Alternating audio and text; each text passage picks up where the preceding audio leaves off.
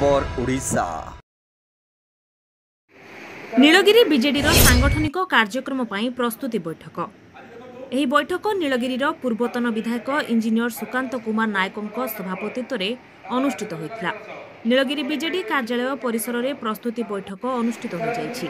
आगामी अक्टोबर 2 तारिख जातिर पिता महात्मा गांधी जन्म जयंती ठारू वर्तमान बीजेडी सुप्रीमो नवीन पट्टनायक जन्म दिवस पर्यंत नीलगिरी निर्वाचन मंडली अंतर्गत विभिन्न स्थान में पदयात्रा, रक्तदान शिविर और सचेतनता स्वच्छता कार्यक्रम मान आयोजन कर स्थिर कर अक्टोबर 16 तारिख में एक विशाल रक्तदान शिविर बीजेडी कार्यालय परिसर में अनुष्ठित हेबो बोली निष्पत्ति निया जाइछि।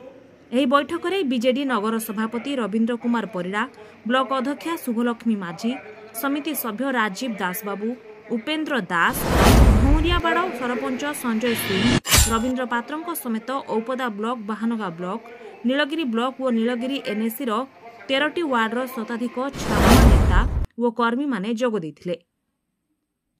नीलगिरी प्रफुल्ल महांती रिपोर्ट, ए खबर ओडिशा।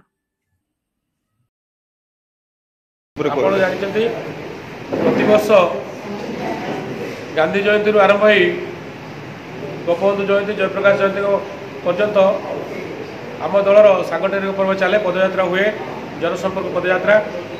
ए वर्ष जेहेतु गांधी जयंती दिन पवित्र दशहरा पड़ुची तो से दिन केवल आम संकल्प करूँ, तापर ये मास भितर विभिन्न जगह में पदयात्रा अनुष्ठित करूँ। जनसंपर्क पदयात्रा अनुष्ठित हम। जनसंपर्क पदयात्रा अवकाश आम आम सरकार, आम प्रिय नेता श्रीयुक्त नवीन पट्टनायक महोदय द्वारा जो कार्यक्रम कौन चली ओडिशा रे जनसाधारण जो तार सुफल पाइतिले एवं आजिकार सरकार ताकर कार्यक्रम जो विफलता से विफलता को लोकों आगे आम अवतारणा करूँ, उपस्थापना करूँ। एवं आज ये प्रस्तुत बैठक एक आलोचित होती। आम प्रिय नेता श्रीयुक्त नवीन पट्टनायक महोदय तांकर जन्मदिन पड़ुଛି अक्टोबर 16 तारिख आमर गोटे रक्तदान शिविर अनुष्ठित हम।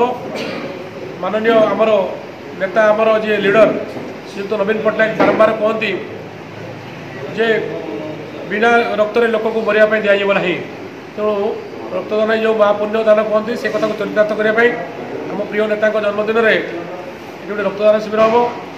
तापर पुणी एवं आम कम आरंभ हो जाऊँगी स्पेशल इंटेंसिव रिविजन SIR आमर BLA मैंने सब रेडी है।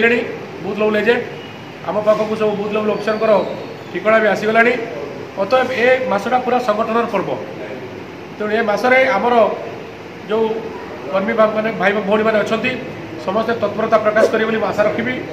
आशा रखी अक्टोबर मास पूरा 2 तारिख आरंभ हो मास शेष पर्यंत यही सब कार्यक्रम आमर विजु जनता दल तृणमूल स्तर आरंभ कर वरिष्ठ कर्मकर्ता मैंने निजक नियोजित करेंगे।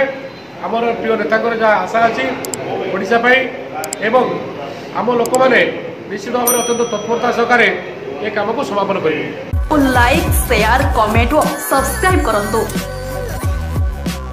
आपण माने देखुछंती ए खबर ओडिशा।